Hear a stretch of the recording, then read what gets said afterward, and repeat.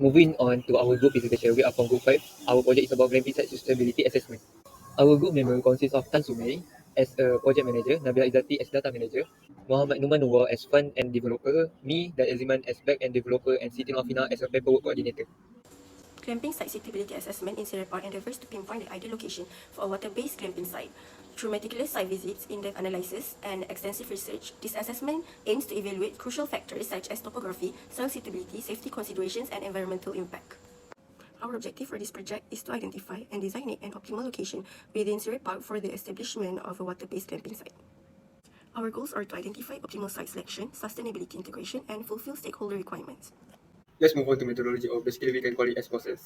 So the process done by our team divided into 7. First, agreement session, where we understand the user requirement for our project. So the client is SIREH Park. Second is site visit or survey topography, where we go to the SIREH Park and get the insight about how the location works. Third is data collection, where we get the source from two. That is open source USGS, and second one, the Google Train. Fourth, the data processing. We use two software to done the analysis. That is ArcGIS and QGIS. For fifth, the data analysis. This is the list of all the analysis that done by our team to choose the best site for the glamping. Sixth, wishes or case study. We choose this case study, Barcelona Field Study Center, National Parks Board, to become our reference to done this project. 7, the output map. Let's dive into data collection to get more details about it. USGS. We use the Landsat 8 and 9 satellite, which feature the operational land imager, or we call it as OLI, and thermal infrared sensor to get the DEM. The data also have 30-meter multispectral data. For Google Train, we create paths over the desired geographical area where elevation information is required, or like people can call it as spot height. This path also will be saved into keyhole markup language, or KML.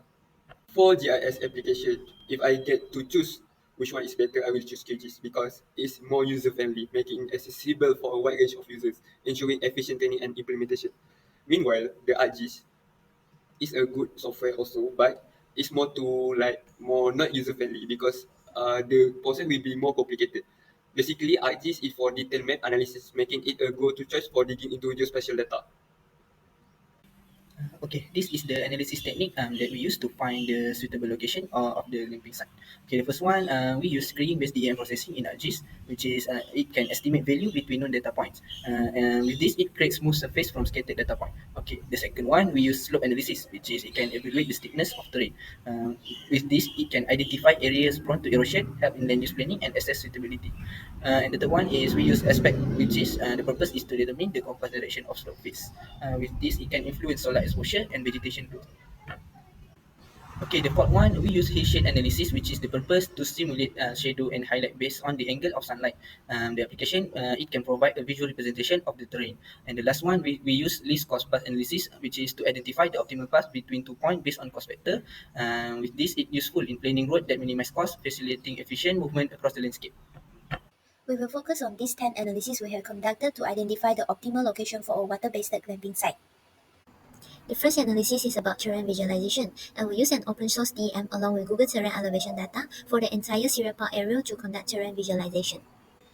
So when we look at the conditions of Zone 3 and Zone 4, it shows a high elevation, start from 52 to 87, which means that there are mountainous terrain, uneven surface and slope, so it's not suitable for extensive development because it may increase construction and development costs and poses safety risks. In contrast, Zone 2 have relatively flat terrain with no high elevations and ranging from 23 to 44.9. Comparatively, Zone 2 has a lower risk of landslides, is easier development and construction with the potential to reduce overall construction and development costs.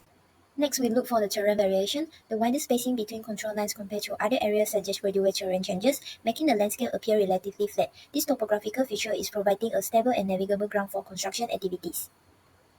For water depth, based on the control map before, we noticed that the lake in the first part of Zone 2 goes up about 2 meters for every 30 meters. So we can assume that the water depth is likely between 1 to 2 meters, and this matches the information given by staff when we visit the site. Although the standard pool depth typically range from 107 to 244 centimeters, but due to inability to explore the actual condition beneath the lake surface, for safety, the presence of light guides and rescue measures is advised. Placing buoys in deep pool areas can restrict the boundaries of gas activities. The control in the area between Zone 2 and Zone 3 gradually narrows, indicating a noticeable upward trend in lake water depth. According to staff description, the depth in the central park can exceed 5 meters. Therefore, if SIREH Park plans to develop this area, considerations such as infilling the lake or enhancing safety measures should be explored to ensure visitor safety. Let's look for the elevation profiling. The elevation changes differ with only about 2 meters over 30 to 40 meters in the front of Zone 2. It shows a gradual downward terrain change, easily accessed by using 4x4 and ATV. Road condition can be improved, while the road part shows a more significant increase of 4 meters over the same distance, which shows a cliff-like topographical change. Uphill road connects with mountainous area, so we recommend that this area better preserved as a pathway for trekking. Now we come to the safety analysis. The slope value for Zone 2 generally range from 3.03 to 8.06. According to our analysis, this places it within the range of gentle to moderate slope. Both the safety of construction project and subsequent activities for visitors remain within manageable limits. In contrast, Zone 3 and Zone 4 exhibit slope values range from 8.07 and 64.23, falling into the range of strong slope to very steep slope. So firstly, excessively steep terrain poses a relatively risky environment. Secondly, developing steep mountainous area is time-consuming and labor-intensive. Here we have solar feasibility analysis. We focus at Zone 2. As we can see, at the Zone 2, receive direct sunlight because at the tree model we do in our map, the Zone 2 facing at east to the southwest, so it is suitable for solar panel installation. However, here is vegetation and landscape that we can enhance the site visual appeal to more beautiful view for visitors, so they can create unique and immersive glamping experience. It is because at the Zone 2 receive a direct sunlight. So here is the pressure and comfort. We have a heat map here. At the Zone 2, as we can see, the area is well balanced color because the sunlight and shaded area is not too bright and not too darker, so it can moderate and uniform temperature. Here we have a soil stability analysis. At the Zone 2, we have a soil to CTGMP. It is clay loam soil. The characteristic is clay valley and clayey soil. Here you can see we have a several plants that we found at the Zone 2. When we go to site visit, the soil is good and healthy for the planting. The 2 point up for the start and finish point become the entrance of glamping site. They are on top of water, the EZRIMAN. Our findings are in the list above. So the function of this list cost analysis for the shortest path distance allows for finding the quickest route between 2 points, optimizing travel time. For shorter distance and least cost paths, help simplify complex routing problems and optimize resource allocation for efficient navigation. For impact and benefit, the project has the potential to significantly enhance the overall appeal of SIREH Park, which is able to attract a new demographic of visitors, boosting tourism and positively impacting the park reputation.